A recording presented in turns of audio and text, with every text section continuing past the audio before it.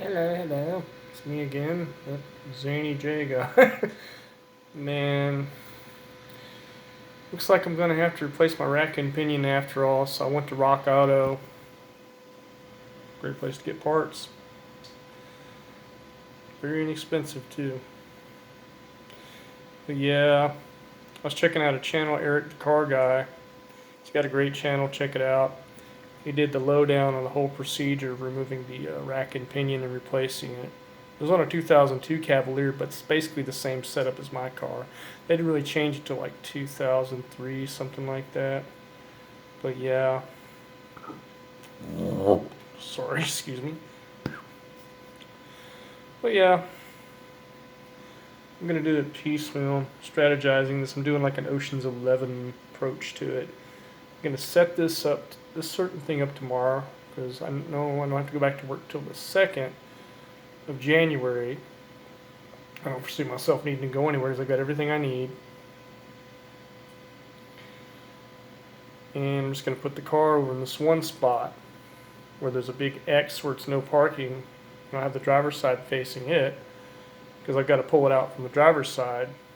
Because I'm thinking, well, I've got to take the air box off. I've got to unbolt the master cylinder and the ABS and just move it out of the way. Like Eric the Car Guy showed, and he said it's not going to mess. It's not going to. You're not opening your brake system, so there's no need to bleed the brakes or anything. So I'm like, okay. Of course, you got to undo the tie rods. You got to pop both those loose. You got to get underneath there. And I've had the yoke off the spline before, and bolt that bolt that goes in and holds the U joint onto the spline that comes out of the rack and pinion. Pop that off. And then, of course, the reason you take the air box off from the master cylinder and the ABS is to get a better access to the pipes, the fittings that go to the power steering. And there's two different sets, but the ones you got to worry about, for those of you who don't know, are the ones that go on the passenger side. There's two of them. Both is like an 18 millimeter, he said. I'll double check just to make sure.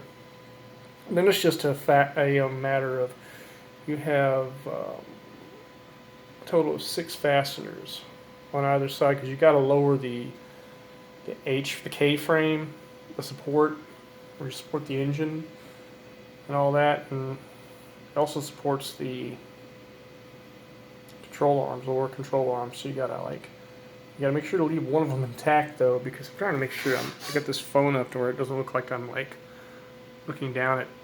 Here we go. Anyway, you got 2 on the driver's side. You got 3 on the driver's side. You got one way up here in the wheel well, and you got 2 more. Take all those out, and you take all but one on the other side to keep. That way you don't have to sit there and try to line it up. But you have a potato bar, or a lady's heel, some mechanics call it. That's what Eric Car Guy said. You can get in there and just line it up. You can use a big long screwdriver if you don't have that. Just get it in there and just kind of line it back up. That way you get your holes lined up on the reversal. You got to open that up so you have enough clearance for this particular rack and pinion to pull it out. Otherwise, you're going to the main stump of the steering mechanism that goes to the rack is going to be blocking. And after that, it's just a matter of changing this big fat bushing out. That's on the passenger side. You got the steel bushing, and you got the 2 rubber grommets that go on either side of that. Then the reverse is just the installation is the same as reverse. But yeah, I'll review the video again just to make sure I don't miss any important points. But I want to make sure I've got enough time ahead of time, so I'm not like, I'm like, sheesh. You're never going to get into a rush on something like that. Any kind of mechanic work, especially when you're dealing with fittings and pipes that go to important systems, or just anything in general. And this is for those of you who've never done this before. I'm not speaking to the people that've done mechanical work. You've been there, done it. Either professional or shade tree like me, or an apartment building shade mechanic, parking lot mechanic like me. I'm not talking to you. Just to the another burp coming. Sorry. I'm talking to who this applies to who hasn't done this before. because I don't want to sound like I'm being condescending or anything. But yeah, that's what I'm up against, and I've done enough mechanic work in this apartment complex on my car. I'm like, I got this. I got this. But hey, most importantly, as always, thanks for watching my video. And most importantly, everybody, in the name of Christ, the Lord, be blessed, be safe, be healthy, and be at peace. Happy holidays. Signing off till next time. Safe driving.